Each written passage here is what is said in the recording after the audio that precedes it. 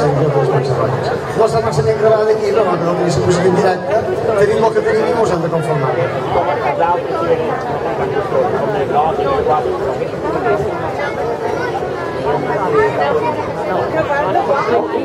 Perdó per més creixant, però ja ho